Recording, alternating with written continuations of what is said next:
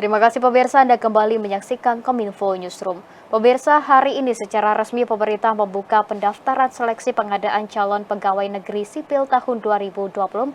Tahapan pendaftaran akan berlangsung hingga 6 September mendatang.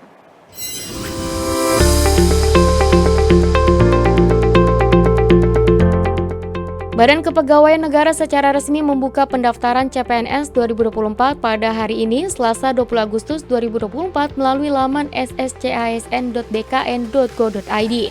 Pemerintah melalui Panitia Seleksi Nasional menyediakan formasi CPNS tahun 2024 sebanyak 250.407 yang diperuntukkan bagi 69 instansi pusat dan 478 instansi daerah, dengan kebutuhan formasi instansi pusat sebesar 114.706 orang, sedangkan untuk formasi instansi daerah sebanyak 135.701 orang.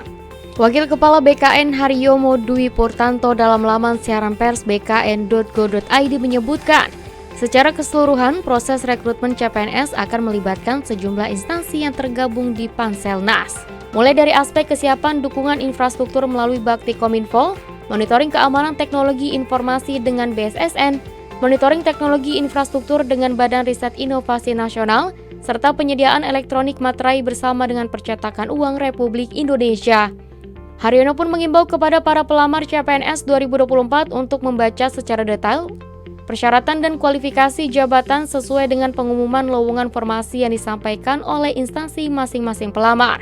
Dan diharapkan para pelamar juga membaca terlebih dahulu terkait dengan buku petunjuk pendaftaran di portal SSCISN sebelum mulai membuat akun dan melakukan pendaftaran.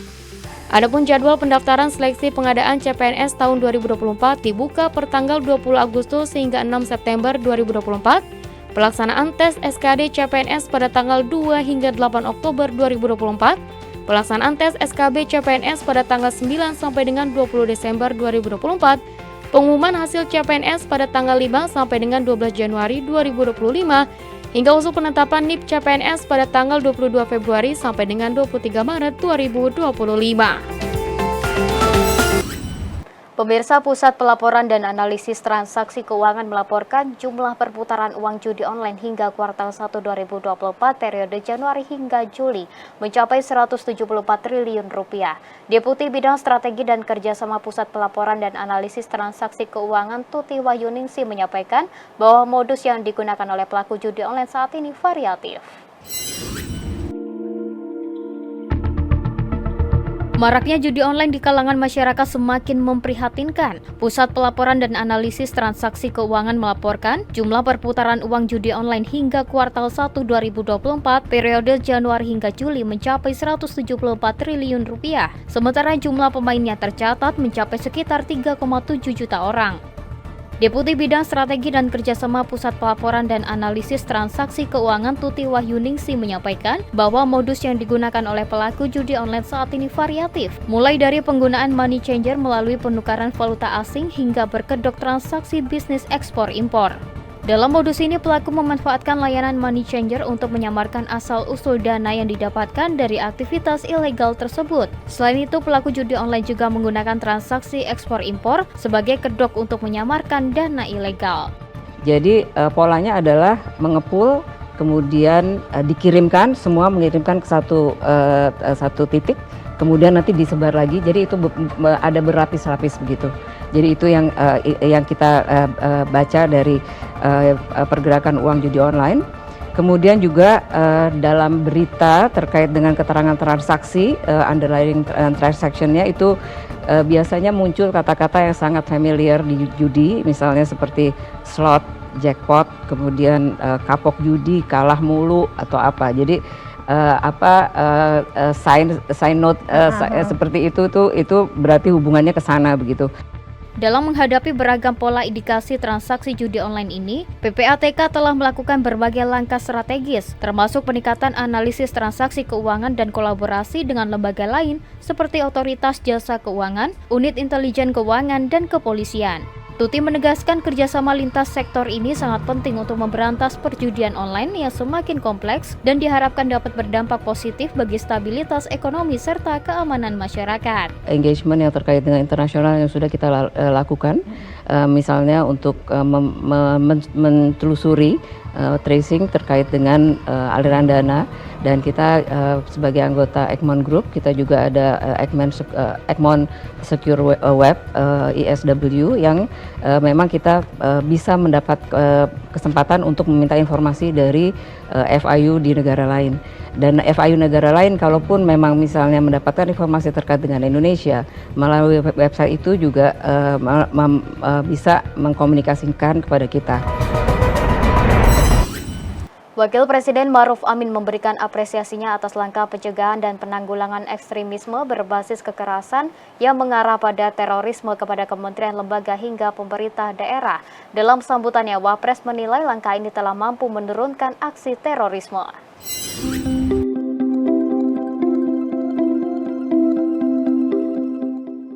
Wakil Presiden Maruf Amin menghadiri penganugerahan penghargaan pelopor pencegahan dan penanggulangan ekstremisme berbasis kekerasan yang mengarah pada terorisme di Indonesia atau RAN-PA Award 2024. Penghargaan ini digagas sebagai bentuk apresiasi atas komitmen dan kontribusi seluruh pemangku kepentingan yang secara konsisten mengupayakan pencegahan dan penanggulangan ekstremisme berbasis kekerasan yang mengarah pada terorisme di Indonesia.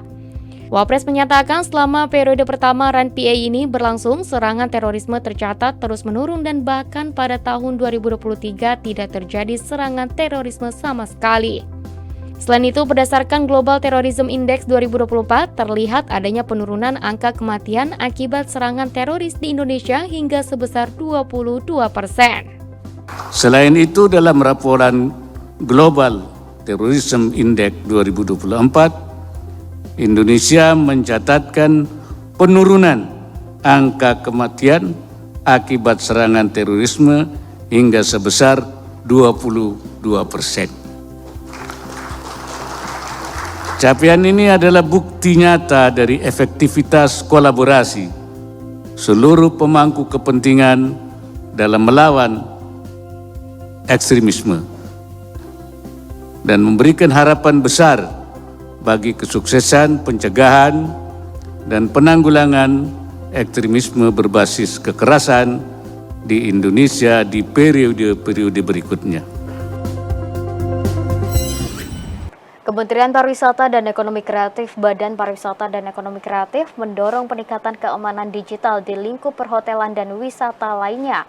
Langkah ini diambil usai Perhimpunan Hotel dan Restoran Indonesia menemukan modus penipuan yang terjadi di sejumlah hotel menggunakan akun Google Business. Deputi Industri dan Investasi Kementerian Pariwisata dan Ekonomi Kreatif Rizky Handayani merespon modus penipuan yang terjadi di sejumlah hotel menggunakan akun Google Business. Dalam acara The Weekly Brief with Sandi Uno yang berlangsung secara hybrid di Gedung Sabta Pesona Jakarta, Rizky Handayani menyampaikan pihaknya saat ini akan melakukan penguatan database yang ada dengan terus melakukan koordinasi dengan Gabungan Industri Pariwisata Indonesia.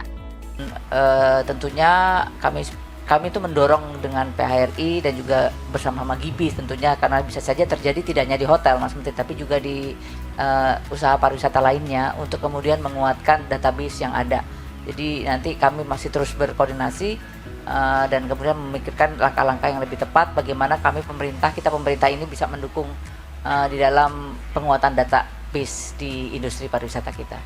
Sementara itu, Menparekraf Sandiaga Salahuddin Uno mengatakan supaya lebih komprehensif dalam penanganan kasus peretasan di hotel, maka pihaknya akan menggelar workshop dengan mengundang Gabungan Industri Pariwisata Indonesia, termasuk juga Kamar Dagang dan Industri dan Perhimpunan Hotel dan Restoran Indonesia.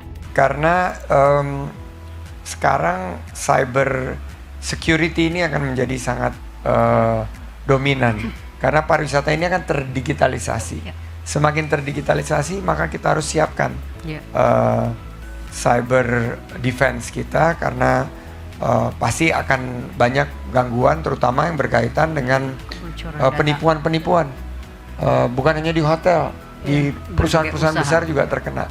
Jadi ini nanti akan kita ekosistem ini kita akan perkuat. Workshop ini nanti saya akan buka, tapi saya akan mengundang beberapa ahli di host oleh Bu Kiki. Pemirsa, kami akan segera kembali dengan informasi lainnya. Tetaplah di Kominfo Newsroom.